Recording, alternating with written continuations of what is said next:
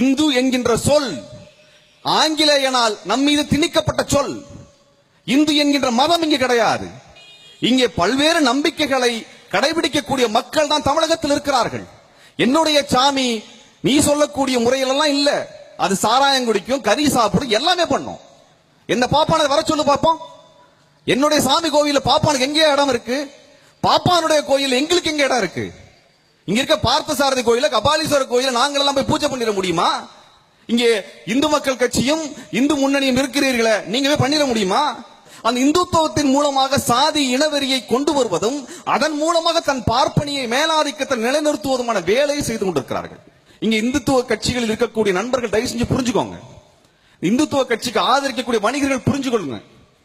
நீங்கள் எல்லாம் இதை புரிந்து கொள்ளவில்லை என்றால், வணிகர்கள் இதை புரிந்து கொள்ளாமல் அவர்களுக்கு தொடர்ச்சியாக நீங்கள் நிதி உதவி செய்வீர்கள் என்றால், விநாயகர் சதுர்த்திக்கு வந்து உண்டியல் தூக்கிட்டு வந்தா அதுக்கெல்லாம் உதவி பண்ணுவீங்க, விநாயகர் சிலை வைக்கிறதுக்கு உதவி பண்ணுவீங்க, அவங்க கிருஷ்ண ஜெயந்தி பண்றதுக்கு உதவி பண்ணுவீங்கன்னா நாளைக்கு உங்க கடையை எரிக்கக்கூடிய முதல் நபர் அவனா தான் இருப்பான்.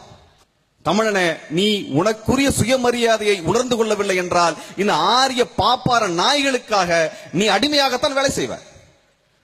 அன்பான தமிழர்களே, நாங்கள் பல மேடைகளில் சொல்லி வருவதை திரும்ப சொல்லுகின்றோம். தமிழர்கள் இந்துக்கள் அல்ல, நாம் இந்து மதத்தை சார்ந்தவர்கள் அல்ல.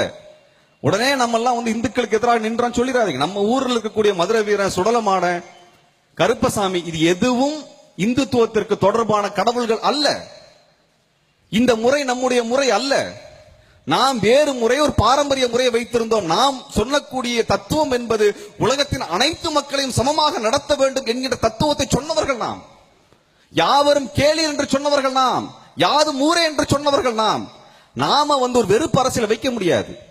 அனைத்து மக்களும் சமம் என்று சொன்ன தமிழனுடைய தத்துவத்தை நீங்கள் புரிந்து கொள்ளுங்கள். ஆனால் அனைவரும் சமம் அல்ல. ஒருவன் தலையிலிருந்து பிறந்தவன், இன்னொருவன் நெஞ்சிலிருந்து பிறந்தவன், இன்னொருவன் காலிலிருந்து பிறந்தவன் என்று பிரித்து வைத்து நம்மை எல்லாம் ஒரு வெறுப்பு அரசியலுக்குள், ஒரு மனிதன் இன்னொரு மனிதனுக்கு இணையானவன் அல்ல என்கின்ற வெறுப்பு அரசியலை வளர்த்தவன் யார் என்றால் இந்த ஆரிய பாப்பார நாய்கள் தான். இந்த ஆரிய பாப்பார நாய்களினுடைய அரசியலை நீங்கள் புரிந்து கொள்ளுங்கள். இந்துத்துவ அரசியலை நீங்கள் கையில் எடுக்கிறீர்கள் என்றால் நீங்கள் தமிழர் இல்லை என்ற அர்த்தம். ஏனென்றால் தமிழன் இந்து அல்ல.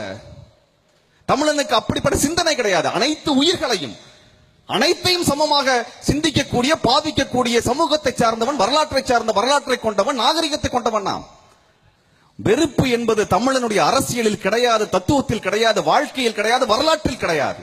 ஆனால் இந்துத்துவ அரசியல் வெறுப்பு என்பதை நீங்கள் எடுத்து விட்டீர்கள் என்றால் அவனுக்கு அரசியலே கிடையாது, வாழ்வே கிடையாது.